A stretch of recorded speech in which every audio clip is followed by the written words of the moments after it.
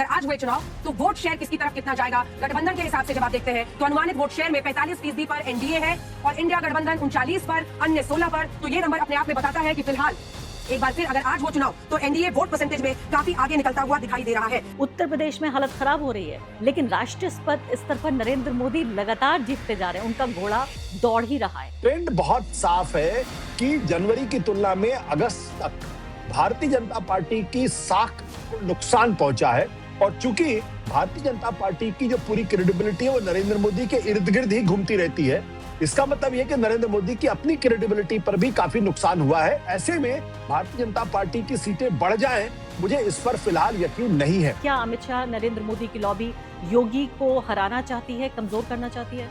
ये क्या महज एक इत्तेफाक है कि जब हम और आप इस बारे में चर्चा कर रहे हैं, पिछले हफ्ते ही फाइनेंशियल टाइम्स ने एक रिपोर्ट पब्लिश की है। उसने ये लिखा है कि Yogi Adityanath will be the next successor of Narendra Modi. जब इस सक्सेसर की लड़ाई शुरू होती है तब सबको मालूम है कि नरेंद्र मोदी इसलिए देश के प्रधानमंत्री बन पाए, बीजेपी की तरफ से प्राइम मिनिस्टरियल कैंडिडेट हुए, क्योंकि लगातार 3 बार गुजरात का चुनाव उन्होंने जीता था। अगर योगी आदित्यनाथ तीसरी बार उत्तर प्रदेश के मुख्यमंत्री बन जाते हैं तो क्या अमित शाह उनको रोक पाएंगे? क्या देवेंद्र फडणवीस उनको रोक पाएंगे? क्या खुद नरेंद्र मोदी उनको रोक पाएंगे?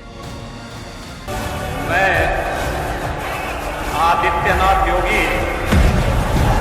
ईश्वर की शपथ लेता हूं कि के प्रति सच्ची श्रद्धा और निष्ठा रखूंगा। मुझे तो लग रहा था मुझे कहने का मौका मिलेगा राष्ट्रपति नरेंद्र मोदी, लेकिन जंतर मंतर पे ये कुछ बच्चों ने जाके सारा खेल खराब कर दिया। नमस्कार, इस खास कार्यक्रम में आपका स्वागत है। मैं हूं आरफा खानम शेरवानी। मुगलों के दरबार में वो लोग हुआ करते थे जो कसीदे पढ़ा करते थे। अकबर के दरबार में 9 रत्न हुआ करते थे जिनका काम ही सिर्फ यही था कि उनके दरबार में बैठकर सिर्फ उनके कसीदे पढ़ना, उन पर नज़में लिखना, गज़लें लिखना। उस दौर में वो दरबारी कहलाया करते थे। इस दौर में वो एंकर्स और एडिटर्स होते हैं जो हमारे गोदी मीडिया के न्यूज़ रूम्स में और उनके स्टूडियो में बैठे रहते हैं। जी हाँ, इस वक्त सर्वे आ गया है, एक ऐसा सर्वे जिसको अगर सच माना जाता तो वाकई एक हैरान और परेशान दोनों होने वाली बात थी कि नरेंद्र मोदी को बताया गया है। सबसे बड़ा जो न्यूज़ नेटवर्क्स में से एक है आज तक ने, इंडिया टुडे ने सर्वे जारी किया है जिसमें कहा गया है कि नरेंद्र मोदी अब भी न सिर्फ के सबसे लोकप्रिय नेता हैं इस देश के, बल्कि नरेंद्र मोदी के मुकाबले राहुल गांधी लगभग आधे पे बने हुए हैं। और सबसे ज़्यादा हैरानी की बात यह है कि दोनों के बीच यानी कि जनवरी 2026 से लेकर और अब अगस्त ख़त्म हो रहा है 2026 तक उनकी लोकप्रियता में कोई फ़र्क नहीं आया है। लेकिन इसके बावजूद भी आप सोचिए, अगर ये दरबारी भी ये कह रहे हैं, जो असली कहानी उत्तर प्रदेश से आ रही है, उत्तर प्रदेश की कहानी ये बता रही है कि जो एनडीए है उस पर बढ़त हासिल हो रही है इंडिया को। सबसे महत्वपूर्ण अगर कोई आंकड़ा है इस पूरे सर्वे का तो वो उत्तर प्रदेश से निकलकर आ रहा है।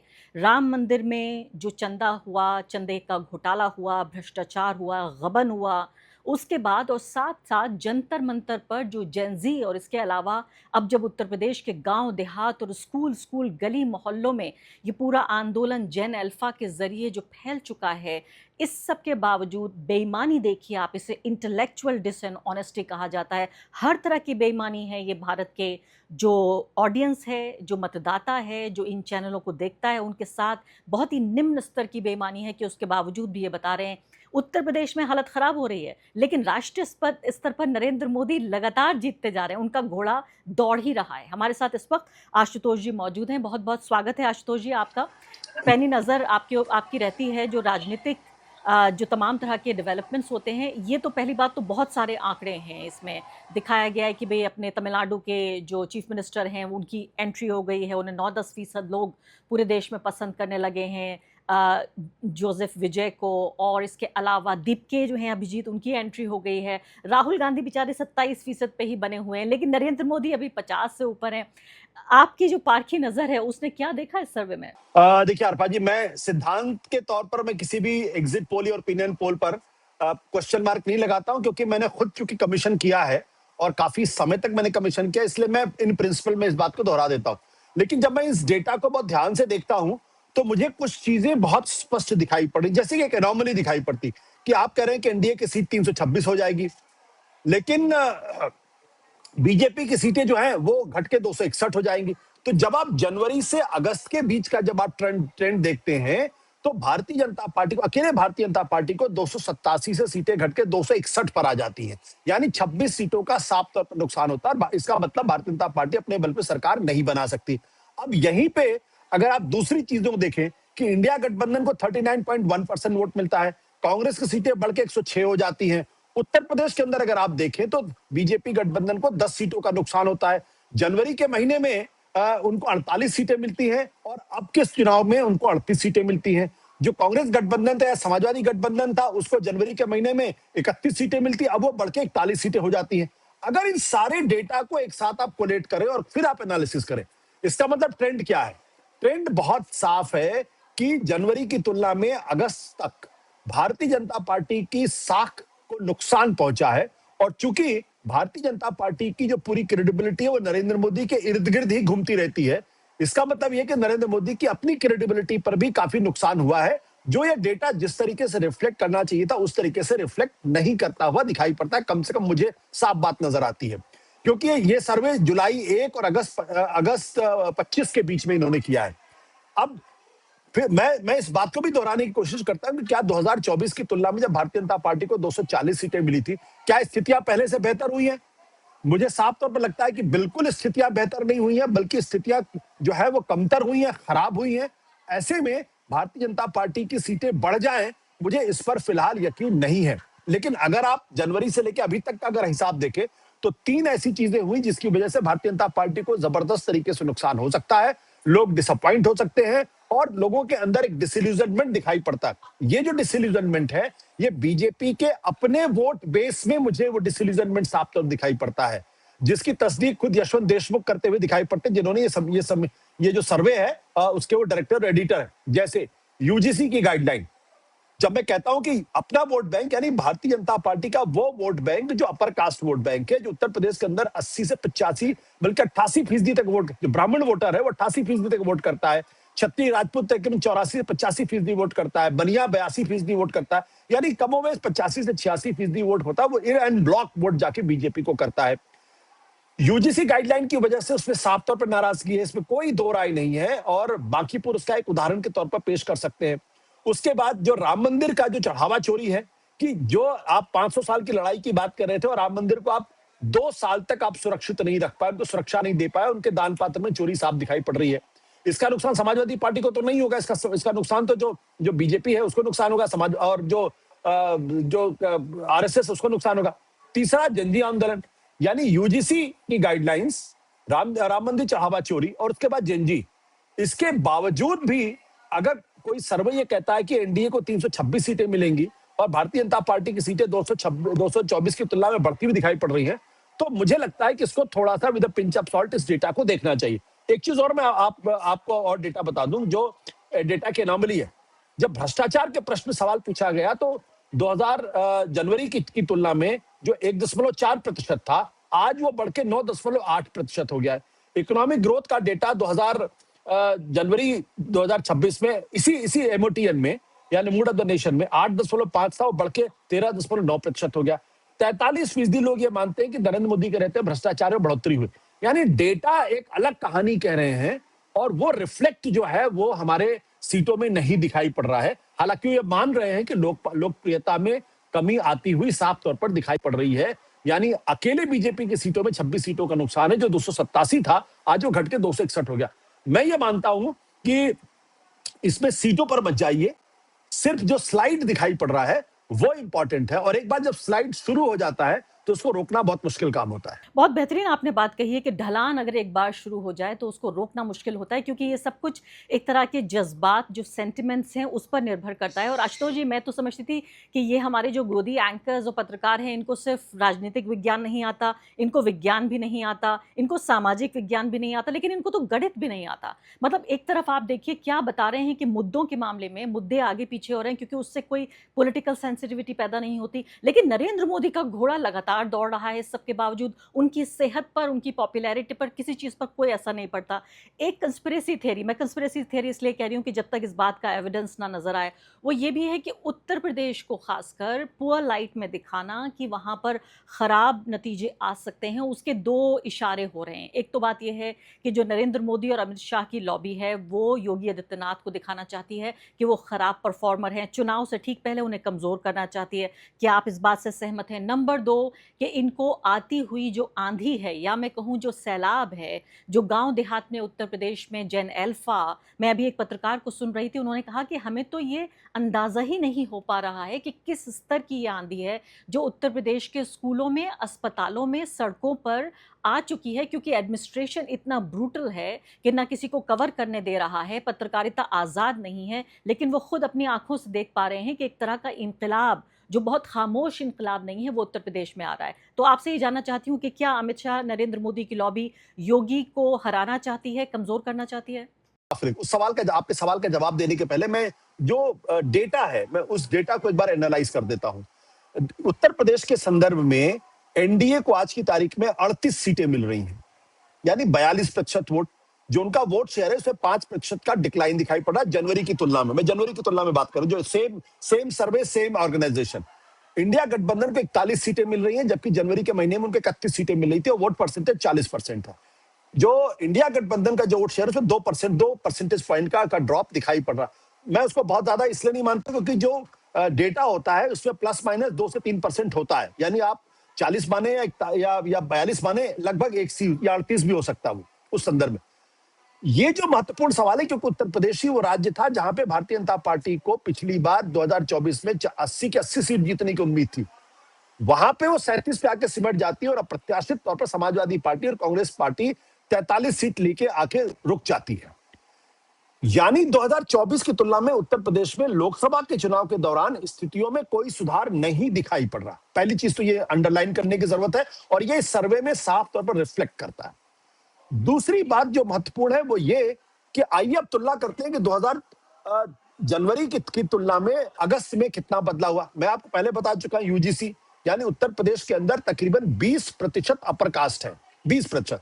तकरीबन 18 से 19% मुस्लिम है, तो 20% अपर कास्ट है। अगर उनके बीच में कहीं कोई डिसअपॉइंटमेंट दिखाई पड़ रहा है, जो यूजीसी गाइडलाइंस की वजह से साफ तौर पर दिखाई पड़ रहा है, जो राम मंदिर चढ़ावा की वजह से साफ तौर पर दिखाई पड़ रहा है, जो जेनजी आंदोलन के बाद जेन अल्फा के आंदोलन में साफ तौर पर दिखाई पड़ रहा है कि छोटे छोटे बच्चे सड़कों पर निकल रहे हैं और स्कूलों को लेके वो दिक्कतें पैदा करें।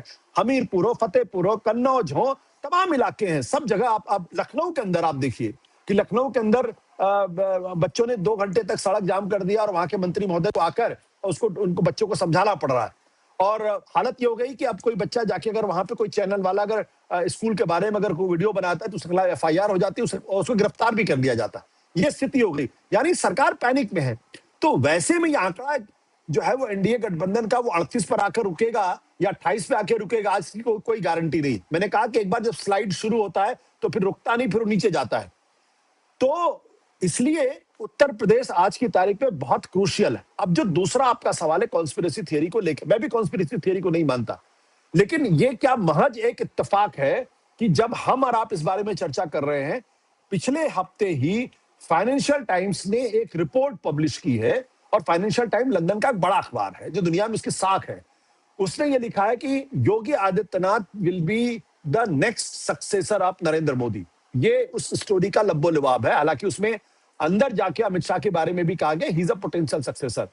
यानी अब अगर हम ये मान भी ले कि ईमानदारी से उन्होंने स्टोरी की है, मैं ये नहीं कहूंगा कि उन्होंने बेईमानी से स्टोरी की है, यानी एक ऐसे शख्स को जिनको नरेंद्र मोदी के सक्सेसर के तौर पर देखा जा रहा है, अंतरराष्ट्रीय स्तर पर जिसको देखा जा रहा है, और जो आज की तारीख में हिंदुत्व के नरेंद्र मोदी के बाद सबसे बड़े आइकॉन माने जा रहे हैं, वो उनकी अपनी मौजूदगी के बावजूद भी इस सर्वे में सीटें घटती हुई दिखाई पड़ रही हैं, वोट परसेंटेज घटता हुआ दिखाई पड़ रहा है।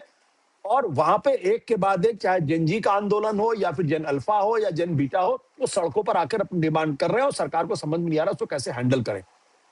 तो ये मौजूदा स्थिति। दूसरी जो स्थिति है कि जब सक्सेसर की लड़ाई शुरू होती है, तब सबको मालूम है कि नरेंद्र मोदी इसलिए देश के प्रधानमंत्री बन पाए बीजेपी की तरफ से, प्राइम मिनिस्टरियल कैंडिडेट हुए, क्योंकि लगातार 3 बार गुजरात का चुनाव उन्होंने जीता था।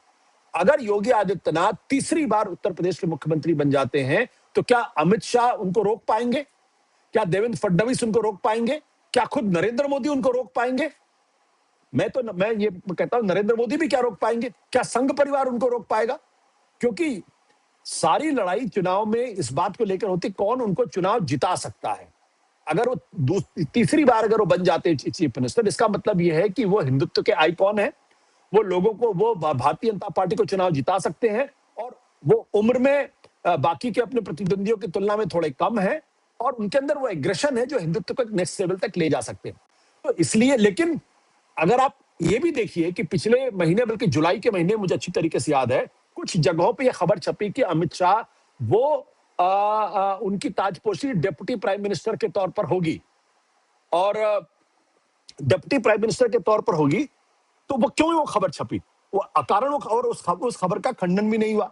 जो योगी आदित्यनाथ, उनकी खबर का भी कोई खंडन नहीं हुआ। बल्कि दिलचस्प बात ये थी कि फाइनेंशियल टाइम्स के संवाददाता दिल्ली आते हैं, लखनऊ आते हैं, योगी आदित्यनाथ से बात करते हैं और योगी आदित्यनाथ उस स्टोरी में कंट्रीब्यूट करते हैं और आज तक उसका खंडन नहीं हुआ। तो एक तरफ Amit Shah deputy prime minister बनने की जुगाड़ में है, दूसरी तरफ योगी आदित्यनाथ नरेंद्र मोदी के उत्तराधिकारी के तौर पर उनका प्रोजेक्शन किया जा रहा है। तो ये महज इत्तेफाक नहीं है। अमित शाह इस बात को जानते हैं कि वो हिंदुत्व के आइकॉन कभी बन नहीं सकते, उनका वो मास बेस है नहीं। तो ऐसे में अगर योगी आदित्यनाथ को रोकना है तो निश्चित तौर पर उत्तर प्रदेश के अंदर भारतीय जनता पार्टी की स्थिति अच्छी अगर होगी, तीसरी बार अगर जीतेंगे तो उनका रास्ता बंद हो जाएगा। बिल्कुल। और ये तो अगर इस कॉन्स्पिरेसी थियरी को अगर हम क्रेडेंस भी दें तो ये साफ दिखाई पड़ता है कि अमित शाह के हित में नहीं है कि योगी आदित्यनाथ 2027 का विधानसभा का चुनाव जीत के तिबारा मुख्यमंत्री बने। बिल्कुल, बिल्कुल सही और दो टूक आपने बात कही है और आपकी बात से बिल्कुल असहमत नहीं हुआ जा सकता। आप उन्हें पसंद करें, ना पसंद करें, लेकिन जो फिलहाल तथ्य दिख रहे हैं ज़मीन पर, मैं तो कहती हूँ इनके लिए एक तरफ कुआं और दूसरी तरफ खाई जैसा माहौल है। आप देखिए, अगर ये हार जाते हैं उत्तर प्रदेश तो 2029 के लिए, जिसको हम तथाकथित रूप से पॉलिटिकल सेंटिमेंट कहते हैं, वो भी बदल जाएगा और इतना बड़ा राज्य अगर इनके हाथ से निकल गया तो 2029 में तो नाव पार होनी और भी मुश्किल हो जाएगी। आशुतोष जी, एक फारसी का शब्द होता है चे में गुइयां, यानी कि हियर से जिस तरह की खबरें आ रही थीं अभी भी, यानी 3 महीने पहले तक भी, जाहिर है इस सरकार में सबसे बड़ी बात तो ये है कि पत्रकारों को या किसी को भी पता नहीं लगता। ये जो हमारे गोदी एंकर्स हैं कहते हैं कि सत्ता के बहुत नज़दीक हैं, आपको यकीन जानिए कि 12 घंटे पहले भी इनको पता नहीं होता कि कौन सा बड़ा फैसला ये सरकार अनाउंस करने जा रही है। तो किसी को नहीं पता है कि सत्ता के कॉरिडोर में क्या चल रहा है। लेकिन खबर जो निकल के आई अनकन्फर्म्ड, वो ये था कि इन लोगों का प्लान ये था कि इस साल के आखिर तक ये चुनाव का ऐलान कर देंगे और राष्ट्रपति एक प्रेसिडेंशियल ऑर्डर बनाएंगे जिसमें नरेंद्र मोदी राष्ट्रपति बन जाएंगे और अमित शाह को प्राइम मिनिस्टर बनाया जा सकता है। तो अमित शाह एक कठपुतली प्राइम मिनिस्टर बनेंगे और प्रेसिडेंशियल ऑर्डर यानी कि रशिया मॉडल पर नरेंद्र मोदी को राष्ट्रपति बनाया जाएगा। तो ये भी प्लान था जो योगी आदित्यनाथ हैं उन्हें किनारा करने का, ताकि उन्हें कभी चांस ही ना मिले। नहीं, देखिए, बिल्कुल हियर से आपने कहा, बिल्कुल पूरी तरीके से अनकन्फर्म्ड है। मेरा साफ तौर पर यह मानना है कि अगर फाइनेंशियल टाइम्स में खबर छप रही है कि योगी आदित्यनाथ नरेंद्र मोदी के सक्सेसर हो सकते हैं, अखबारों के अंदर द प्रिंट में, द वीक जैसे पब्लिकेशंस में ये खबर छप रही कि Amit Shah deputy prime minister हो सकते हैं, चर्चा ये भी हो रही कि नहीं देवेंद्र फडणवीस इसमें डार्क हॉर्स के तौर पर इमर्ज कर सकते हैं क्योंकि उनको हिंदुस्तान के जो कॉर्पोरेट हाउसेस उनका बड़ा सपोर्ट मिल सकता है। मुंबई से आते हैं, नागपुर से आते हैं, आरएसएस के वो बहुत करीबी माने जाते हैं और योगी आदित्यनाथ और अमित शाह की तुलना में ज्यादा सुआब हैं, ज्यादा ग्लोबल लेवल पे बेहतर पॉलिटिक्स कर सकते हैं, अंग्रेजी बेहतर तरीके से बोल सकते हैं। जब ये खबरें आनी शुरू हो रही हैं, इसका मतलब क्या है? इसका मतलब बहुत साफ है। इसका मतलब अंदर कहीं ना कहीं खिचड़ी पक रही है। अब वो खिचड़ी किस तरीके से पक रही है, खिचड़ी किस स्तर में पक रही है, हमें आपको नहीं पता चलेगा। मैं क्या करता हूं, मैं ऐसी चीजों का पल्स को पकड़ने के लिए मैं कभी भी जो बहुत इंडिपेंडेंट पत्रकार है मैं उनके टाइमलाइन पे नहीं जाता हूं। मैं जाता हूं जो आरएसएस, भारतीय जनता पार्टी से जुड़े हुए पत्रकार हैं। तो वहां क्या इस वक्त चर्चा चल रही है, वहां इस वक्त जो, अगर आप ट्विटर पे देखें या फेसबुक पे देखें, वहां इस वक्त एक तरीके का मौजूदा रिजीम को लेकर एक तरीके का, अगर आप देखेंगे, डिस्पोंडेंसी मुझे दिखाई पड़ती है उसमें। वो वहां पे थोड़ी सी नाराजगी के स्वर साफ तौर पे दिखाई पड़ते हैं और वहां पे बहुत सटल तरीके से अमित शाह को प्रोजेक्ट करने की कोशिश की जाती है। कुछ लोग अमित शाह को प्रोजेक्ट करने की कोशिश को लेकर नाराजगी दिखाते हैं वो योगी को बढ़ाने की कोशिश में लगे रहते हैं। तो ऐसा नहीं है कि सब कुछ, और सबसे बड़ी बात क्या है, सबसे बड़ा सबूत इस बात को लेकर ये है कि पिछले 2 महीने से मैं कंसिस्टेंटली इन टाइमलाइंस को फॉलो कर रहा हूं। वहां 2 महीने से दावा किया जा रहा है कि कैबिनेट रिशफल होने वाला है, कैबिनेट रिशफल होने वाला है, कैबिनेट रिशफल होने वाला है, बिल्कुल। और 2 महीने से कैबिनेट रिशफल नहीं हो पा रही। तो एक वो प्रधानमंत्री जो डिसाइसिव है, एक वो प्रधानमंत्री जो जो गुजरात की पूरी टीम बदल देते हैं, फर्स्ट टाइमर को मुख्यमंत्री बना देते हैं, उत्तराखंड में फर्स्ट टाइमर को बना देते हैं, और राजस्थान के अंदर किसी को बना देते हैं, उड़ीसा में बना देते हैं, छत्तीसगढ़ बना देते हैं। वो आदमी अपनी कैबिनेट को रिशफल नहीं कर पा रहा है। क्यों? आपके सवाल का जवाब दरअसल यहां पे छुपा हुआ है।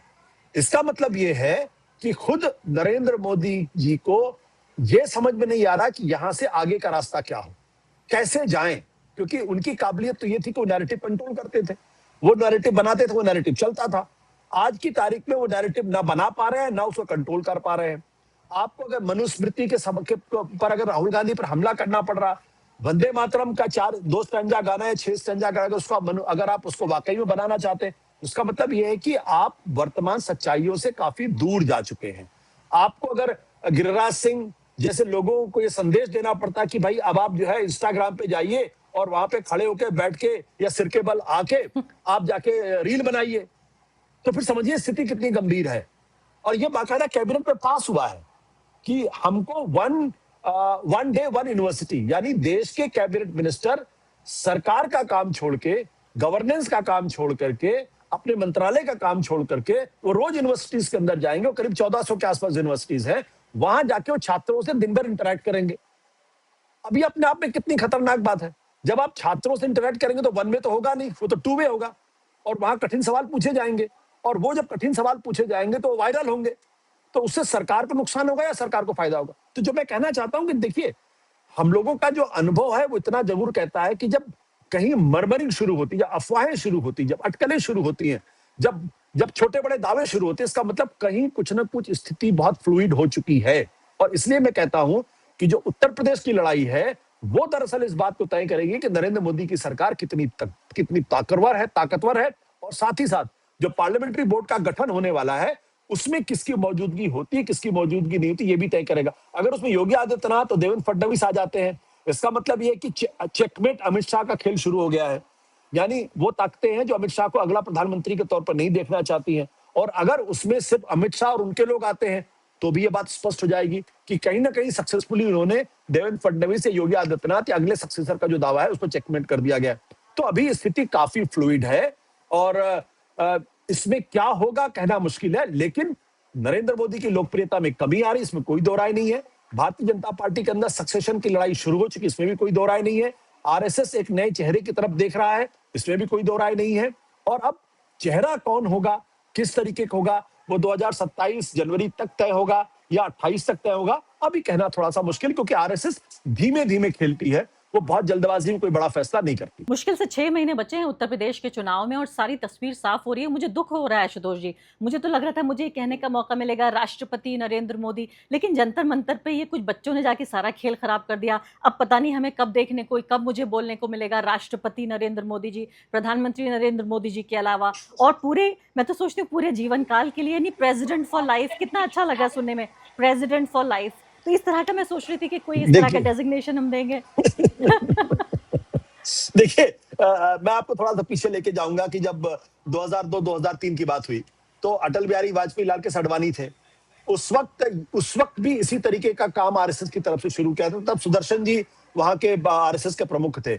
अखबारों में खबरें प्लांट होनी शुरू हुई थी, अफवाहें होने लगी थी, अटकलें चलने लगी थी कि भाई अब अटल बिहारी वाजपेयी जी को राष्ट्रपति बन जाना चाहिए, क्योंकि उनके घुटने ठीक नहीं है, वो थोड़ा भूलने लगे हैं, उनको बातें उतनी इस तरह समझ में नहीं आती, और Lal Krishna Advani should be the prime minister. ये खबरें बहुत तेजी के साथ फैली, और फिर क्या हुआ, अटल बिहारी वाजपेयी ने, वेंकैया नायडू पार्टी के अध्यक्ष थे, उन्होंने एक बयान दिया, न टायर न रिटायर, लाल कृष्ण आडवाणी के नेतृत्व में विजय प्रस्थान। इसका मतलब, और उसके बाद सारी अफवाहें बंद हो गई। तो जो प्रधानमंत्री के कुर्सी पर बैठा हुआ है वो इतना तो कम से कम समझदार है कि राष्ट्रपति बनने में और प्रधानमंत्री बनने में जमीन आसमान का फर्क है। जैसे ही एक बार सत्ता फिसलती है तो फिर आदमी जो है वो बहती हुई धारा के साथ जाता है। जो अतीत हो चुका उसके साथ नहीं जाता है। इसलिए सक्सेशन का जो ये प्लान है ये तब तय होगा जब नरेंद्र मोदी या संघ परिवार में ये तय हो जाएगा कि अब हमें नरेंद्र मोदी के बाद के नेतृत्व पे सोचना है और नरेंद्र मोदी को उसमें सहमति होनी जरूरी है। वो कुर्सी क्यों छोड़ना चाहेंगे अमित शाह के लिए? वो क्यों प्रधानमंत्री की कुर्सी छोड़कर राष्ट्रपति बनना चाहेंगे? बिल्कुल नहीं बनना चाहेंगे। तो इसलिए लेकिन एम्बिशंस, महत्वाकांक्षाएं अब एक दूसरे को टकराने लगी। सबको लगने लगा है कि चूंकि मोदी जी की लोकप्रियता में कमी आ रही है, शायद वो चुनाव न जिता पाए 2029 का, तो बहुत सारे दावे उसमें खड़े हो रहे हैं। जी हाँ, और आशुतोष जी, इसके अलावा एक महत्वपूर्ण बात ये भी है कि जो व्यक्ति जिसकी तानाशाही प्रवृत्ति होती है, जिसके मिजाज का हिस्सा होता है तानाशाही, वो सिर्फ ऐसा नहीं है कि जनता के साथ तानाशाही करता है, अपनी पार्टी के भीतर, संगठन के भीतर, अपने दफ्तर के भीतर, अपने परिवार में उसकी तो प्रवृत्ति ही यही है, उसका मिजाज ही यही है। और एक उर्दू में शब्द होता है खसलत, यानी कि उसका डीएनए ही यही है। तो नरेंद्र मोदी से भी बहुत सारे लोग उनकी पार्टी, उनके दफ्तर, उनके संगठन में उनकी इस तरह की प्रवृत्ति से, तानाशाही से परेशान रहते हैं। नरेंद्र मोदी को सिर्फ इसलिए एक ये पास मिला हुआ है क्योंकि वो एक ऐसा चेहरा है जो लगातार चुनाव जितवाते हैं, और जाहिर है सत्ता की जो पाए है वो बड़ी होती है और सबको हिस्सा मिल रहा है, सबको शहद मिल रहा है, तो सब खामोश रहते हैं और इस शहद से सबके लब सिले रहते हैं। लेकिन अब जो लब नहीं सिल रहे हैं वो ये देखिए, उत्तर प्रदेश में आपको सवाल पूछना चाहती हूँ आपसे कि खबरें इस तरह की आ रही हैं कि जो ब्राह्मण वहाँ पर विधायक हैं उनकी चुपचाप मीटिंगें हो रही हैं। आदित्यनाथ जो हैं वो ठाकुरवाद कर रहे हैं, न सिर्फ के प्रशासन में बल्कि उनके यहाँ तो जो उनका मंत्रालय है, यानी मुख्यमंत्री आवास है और मुख्यमंत्री दफ्तर है, वहाँ पर इस कास्ट के अलावा बाकी लोगों की इजाज़त भी नहीं है। तो आम जनता में भी एक तरह की नाराज़गी है। उसमें राम मंदिर का ये मुद्दा जो आ गया, उससे ब्राह्मण अलग तरीके से नाराज़ हैं। तो ये बताइए कि ये जो कास्ट वॉर है, जिसके लिए हमेशा कहा जाता है भाई हिंदुओं को बांटो मत, यहाँ तो फिर पूरे उत्तर प्रदेश में आपके खुद के नेता आपस में एक दूसरे के खिलाफ खड़े हुए हैं। देखिए, जहां तक ये अपर कास्ट की नाराजगी का प्रश्न है, मैं इसको थोड़ा सा I take it with the pinch of salt, क्योंकि अपर कास्ट अगर नाराज होगा बीजेपी से जाएगा कहां? क्या समाजवादी पार्टी को जाके वोट करेगा? क्योंकि जो अपर कास्ट को जो पिछले 12 सालों में जो फायदा हुआ है वो इसलिए क्योंकि वो हिंदुत्व की राजनीति के साथ उनका अलाइनमेंट है पूरी तरीके से। समाजवादी पार्टी की जो पॉलिटिक्स है या आज की तारीख में जो कांग्रेस की पॉलिटिक्स है, उसका अलाइनमेंट अपर कास्ट के साथ नहीं है। तो वो उसमें डिसिल्यूजनमेंट हो सकता है, उसमें नाराजगी हो सकती है, वो मौजूदा बीजेपी के नेतृत्व को उससे गाली गलौज कर सकते हैं, लेकिन क्या एन ब्लॉक वो उनको छोड़कर कहीं और जाएंगे? मुझे इसमें थोड़ा सा संदेह है। कांग्रेस में नहीं जा सकते? कांग्रेस तो ओरिजिनल ब्राह्मण पार्टी मानी जाती है। अगर कांग्रेस जीतती हुई दिखाई पड़ेगी उत्तर प्रदेश के अंदर, तो अगर ऐसा माहौल बन जाए कि बीजेपी की कांग्रेस पार्टी और समाजवादी पार्टी का गठबंधन उत्तर प्रदेश का चुनाव जीत रहा है, तब वो शिफ्ट दिखाई पड़ सकती है। जैसे कि आपने देखा 2007 में मायावती जीतती हुई दिखाई पड़ी, इसलिए अपर कास्ट का एक बड़ा तबका उनके साथ आके जुड़ा। लेकिन जो पॉलिटिक्स है और जो कास्ट डायनामिक्स है हिंदुस्तान का, उसमें समाजवादी पार्टी का वोट बैंक और ब्राह्मण और अपर कास्ट का वोट बैंक वो एक दूसरे के पैरेलल खड़े हुए, एक दूसरे के समानांतर खड़े हुए हैं। उनकी दिशाएं एक दूसरे से मिलती हुई दिखाई नहीं पड़ती हैं। लेकिन फिर भी मैं कैविएट के साथ कहता हूं, अगर उत्तर प्रदेश के अंदर समाजवादी और कांग्रेस का गठबंधन या इंडिया गठबंधन अगर जीतता हुआ दिखाई पड़ेगा, तो अपर कास्ट का एक बड़ा तबका कांग्रेस की तरफ मुड़ता हुआ दिखाई पड़ेगा, वो फिर भी समाजवादी पार्टी की तरफ नहीं जाएगा। ये मेरा स्पष्ट तौर पे मानना है। अब जो जैसे अगर 2024 की सबसे बड़ी खासियत क्या थी? 24 की सबसे बड़ी खासियत ये थी कि जो नॉन जाटो वोट था, जिसकी वजह से बीएसपी लगातार 18 से 19% वोट लेके आती थी, वो पूरी तरीके से घटके समाजवादी पार्टी और कांग्रेस की तरफ जाता हुआ दिखाई पड़ा, जिसकी वजह से मायावती का वोट परसेंटेज 18-19% से घटके वो आके 9% पे आके टिक गया। अब जो पोलराइजेशन दिखाई पड़ रहा है उसमें मायावती का वोट परसेंटेज 9 से घट के 5% भी हो सकता है। अगर हो जाए तो मुझे कोई हैरानी नहीं, यानी जाटों का भी एक बड़ा तबका जो है वो समाजवादी पार्टी या कांग्रेस की तरफ जा सकता है। दूसरा, जो कुर्मी, क्वेरी और अदर बैकवर्ड कास्ट थे, जिसमें भारतीय जनता पार्टी ने सक्सेसफुली अपना एनरोड्स किया था, जिसमें उनको 60 से 70% तक वोट मिले थे उसके पहले के चुनाव में, 22 में भी मिला था और 19 में भी मिला था, उसमें कमी हुई और वो करीब 50-55% के आसपास हुई। यानी जो ओबीसी है उसमें भी कमी दिखाई पड़ी, जो दलित है उसमें भी कमी दिखाई पड़ी, जो नॉन जाटो वोटर उसमें भी कमी दिखाई पड़ी। उनका अपर कास्ट वोट पूरी तरीके से इंटैक्ट रहा, मुसलमान उनको वोट देता नहीं है, ओबीसी का जो तबका जो उनके पास जाता था उस पीछे हटता हुआ दिखाई पड़ा। इसकी वजह से उनकी सीटें 37 पर आकर टिकी थी। क्या वो ट्रेंड कंटिन्यू करेगा? सबसे इंपॉर्टेंट बात की दूसरी बात, मायावती अगर 9% से घट के अगर 4% पे आती है, 5% पे आती है, तो वो 4% किधर जाएगा? मुझे नहीं लगता कोई बीजेपी की तरफ जाता हुआ दिखाई। अगर मनुस्मृति की डिबेट बढ़ी तो मनुस्मृति तो सीधे ही एंटी दलित है। बाबा साहब अंबेडकर ने तो उनकी प्रतियां जलाई थी। बिल्कुल। इसलिए मैं कहता हूं कि जब जब इस देश के अंदर कॉन्स्टिट्यूशन पर डिबेट होगी और मनुस्मृति पर डिबेट होगी, सीधे सीधे भारतीय जनता पार्टी को नुकसान होगा, उससे फायदा बिल्कुल नहीं हो, क्योंकि मैसेज ये जाएगा कि दरअसल मनुस्मृति को लाने वाले लोगों की वजह से ही दलितों की स्थिति हजारों साल से खराब रही और उनको इंसानों से बदतर समझा गया। तो इसलिए यूपी बहुत फ्लूइड है और यूपी का इलेक्शन देखना बहुत दिलचस्प होगा। और सबसे बड़ी हंसी की बात तो यही है, मुझे लगता है ये लोग क्या खुद अपने मतदाताओं को देखते नहीं हैं या आइडियोलॉजिकली इतने अंधे हो चुके हैं, अपने सबसे बड़े उत्तर प्रदेश के नेता को, मुख्यमंत्री को उतार के और मनुस्मृति को डिफेंड करते हैं, अपने इतने बड़े वोट बैंक को नाराज कर देते हैं एक पल में। जहां विपक्ष का इतना बड़ा नेता खड़े होकर मनुस्मृति को खत्म करने की बात कर रहा है, वहां मुख्यमंत्री को फील्ड किया जाता है ताकि ब्राह्मणों को खुश रखा जा सके, जो ब्राह्मण पहले से ही नाराज हो रहे हैं। तो ये अजीब एक तरह से पूरी कश्मकश का आलम इनके लिए हो रहा है। बहुत बहुत शुक्रिया आशुतोष जी आपके इस विश्लेषण के लिए। शुक्रिया। Thank you.